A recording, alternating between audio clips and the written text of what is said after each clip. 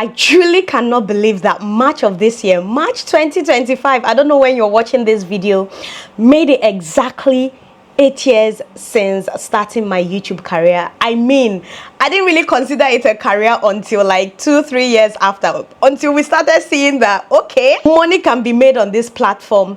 But it's been an amazing 8 years. Some of you have been here, some of you joined along the way, some of you are seeing me for the first time.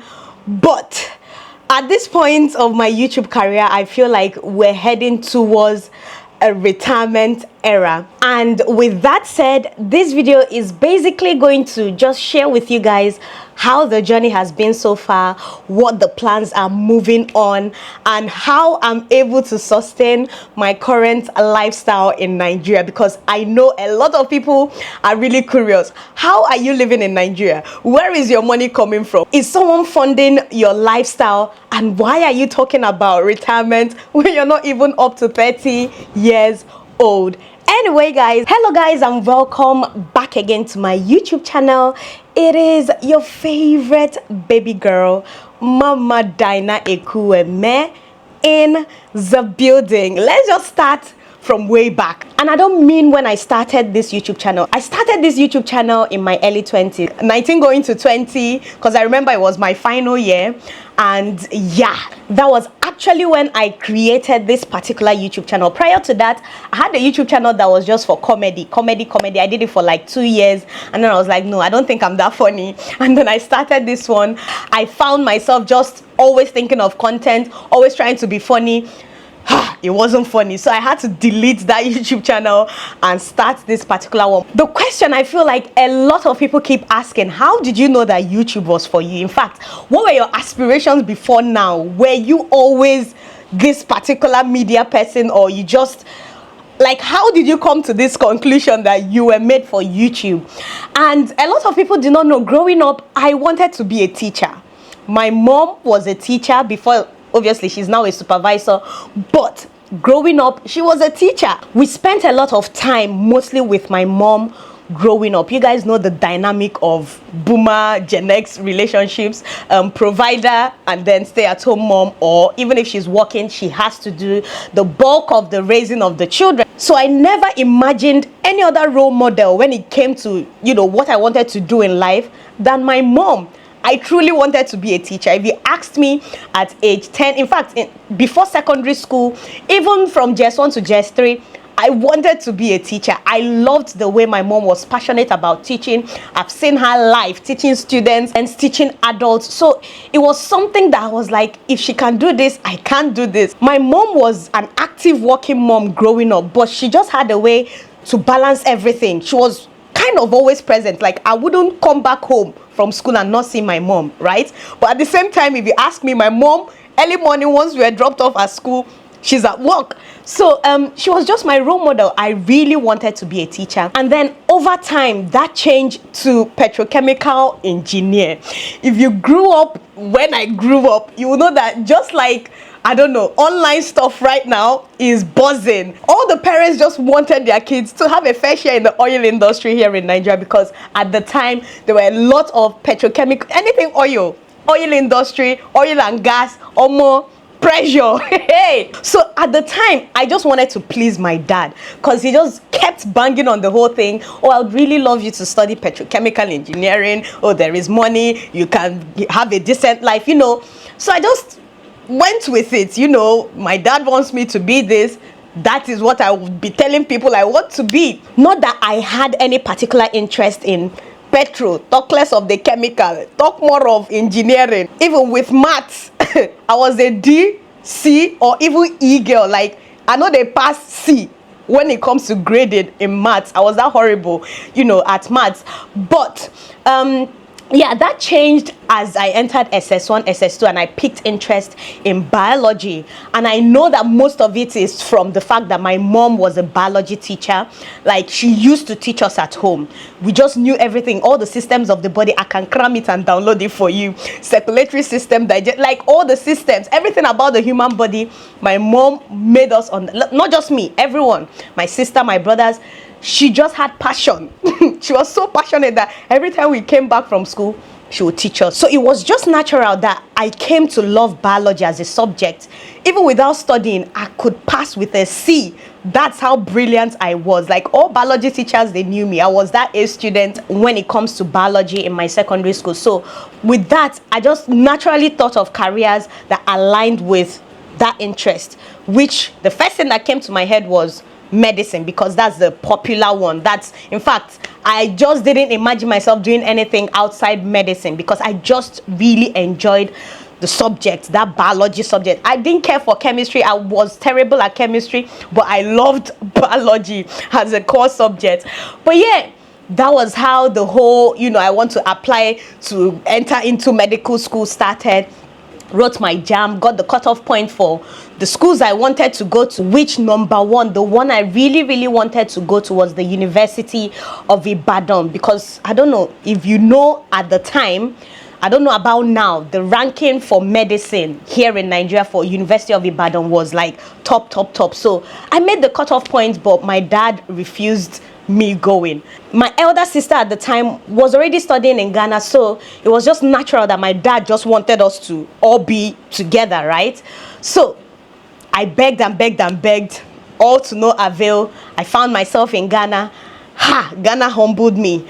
My WAEC, I only had 1A and the rest Bs. But most medical schools in Ghana, Ekwueme, Nkrumah, All Nations, all these popular schools in Accra, most of them were demanding for all A's. If you want to get into medicine, you need to have all A's. So they told me, go back, rewrite WAEC, and come back.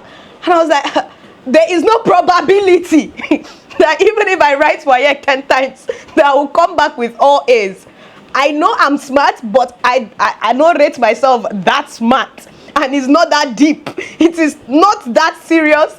Let me just start looking for other careers that just align with this biology stuff and just put my head, because because I love biology, you want to stress my life. So that was how I found the course biomedical science, and that was just how I spent 1 year at home. When all my mates, I'll go to Facebook, people were entering uni, I spent 1 year at home still trying to figure out, am I going to school or am I not? That was the period I found this course called biomedical science. I could look into countries that are offering this course, since you don't want me to study in Nigeria. That was how my village people, relatives, people were like, oh, send her abroad, send her to US, send her. Like, my dad, especially when it came to me and my sister, he wanted us out of Nigeria. I don't know so I couldn't understand it. But then he didn't want us out of Africa. All the people at the time that were coming to the store telling him, send me to the US, send me to the UK, send me here, send me there. He was like, no, she will go and die of cold. Oh, she's too young. I was 15 at the time, so he just wasn't having it. Until after so much persuasion from everyone around, like the pressure was just getting worse and I was at home doing nothing. He was like, okay, that if I pass the exams to go to wherever I can go, he would sponsor me. That was how we narrowed down to the UK. The rest is history. Wrote all the exams, passed, went for my foundation year. From there, went to uni, and then that was how studying biomedical science. In fact, I was on the verge of dropping out of school. Final year was that heavy for me that I just didn't want to think about biomedical science again. I just wanted to do something different because I was under so much pressure. I think I did a video on it in the past. Like, I was this close to dropping out. I was like, I cannot do this. Like, I cannot do this again. I cannot do this again. That was how I started looking for distractions, found that this is what people do. Just post videos, regular videos, random videos with friends, with whatever, and have fun. So this channel fully started as a fun thing.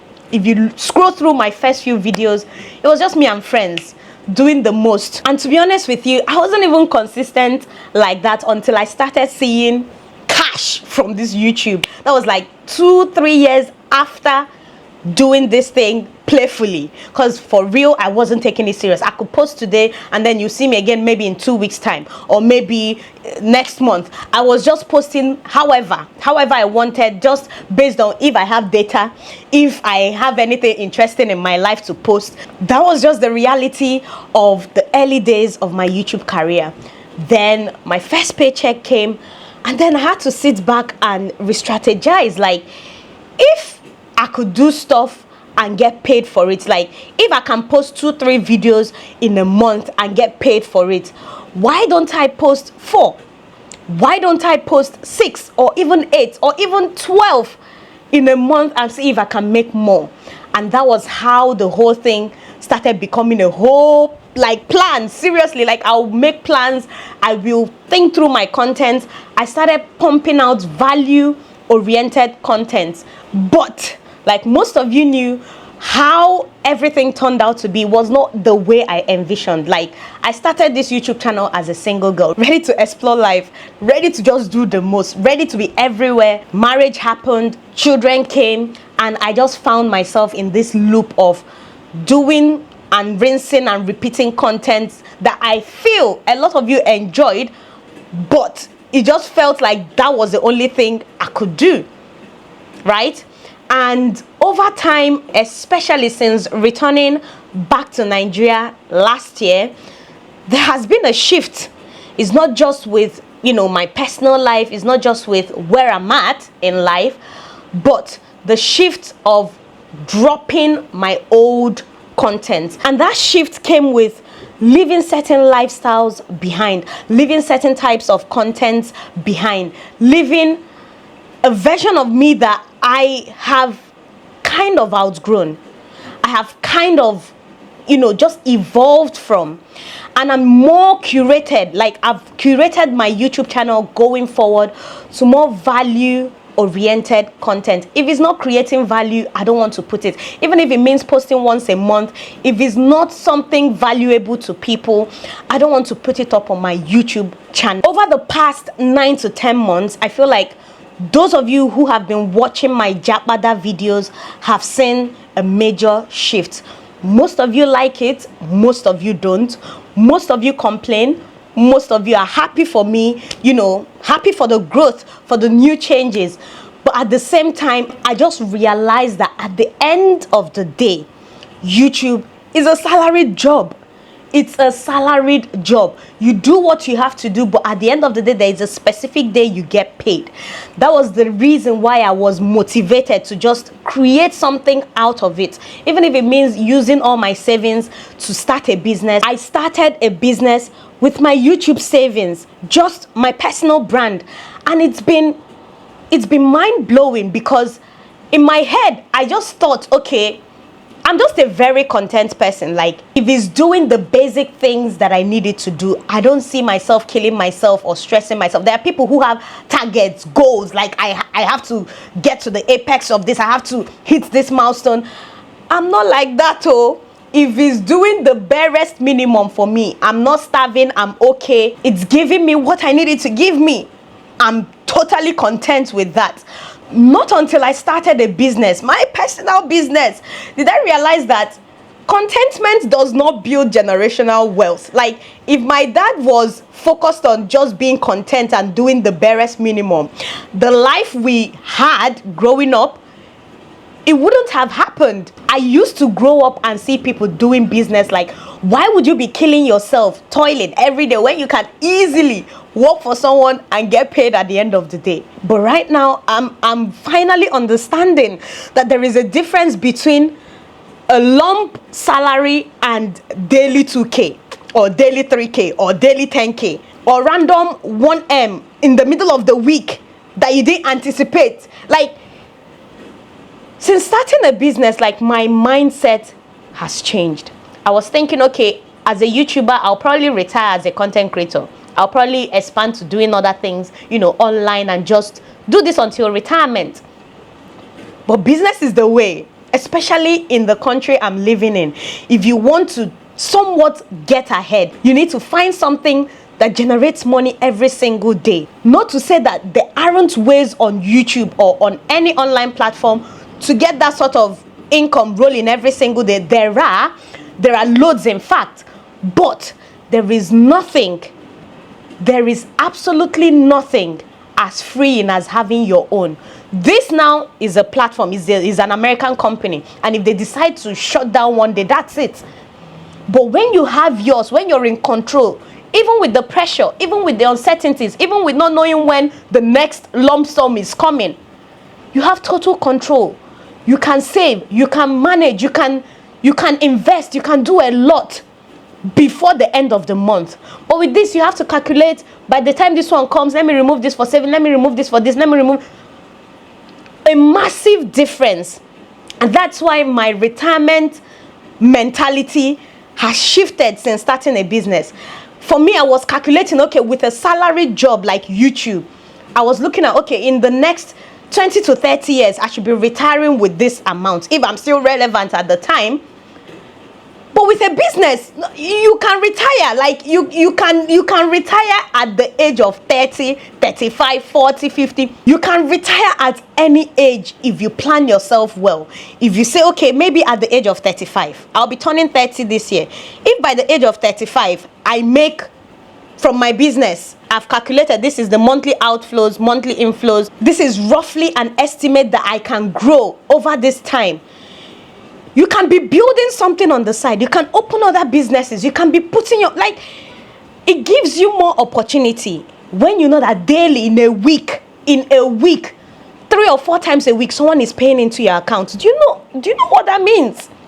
So I didn't understand. Like, I've always had this 9 to 5, like, I've always glorified the 9 to 5 life. Not that people are not building generational wealth from 9 to 5 jobs, but I feel like it will take a lot longer compared to people who have something coming for them or coming to them every single day or every single week.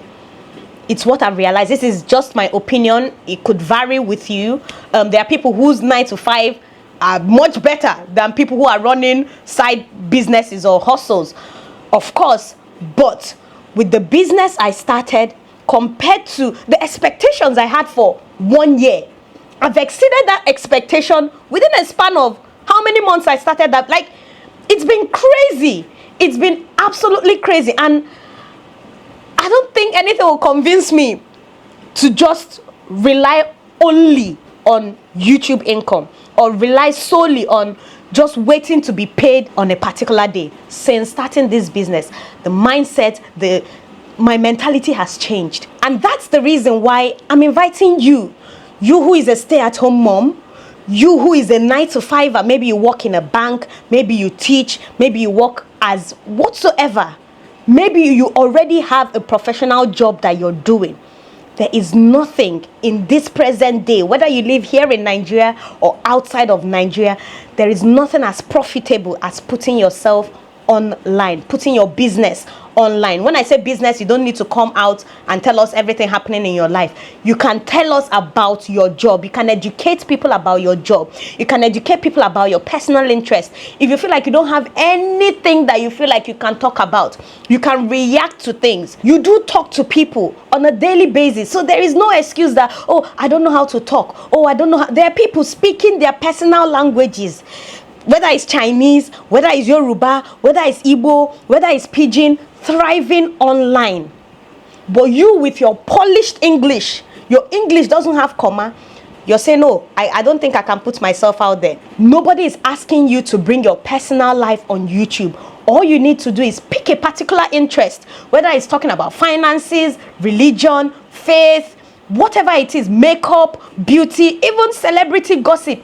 Whatever you feel like you can talk about endlessly without pausing, that is something that you can put online and make money from it. Whether it's even about your job, if you feel like, oh, in this life the only thing I know of is medicine, the only thing I know of is teaching, there are doctors who are making money offline and online. There is absolutely no excuse you give me in 2025 as to why you cannot put yourself online. Even if you want to go faceless, you don't want people to see your face, you want to be private, there are AI tools that people are using to post graphical contents online, even worded contents online. There is absolutely no excuse. So I'm inviting you on Friday the 6th, Saturday the 7th, and Sunday the 8th of June from 5 p.m. West African time to 8 p.m. West African time via Zoom. Come and learn how to use YouTube to your advantage, how YouTube can be a profitable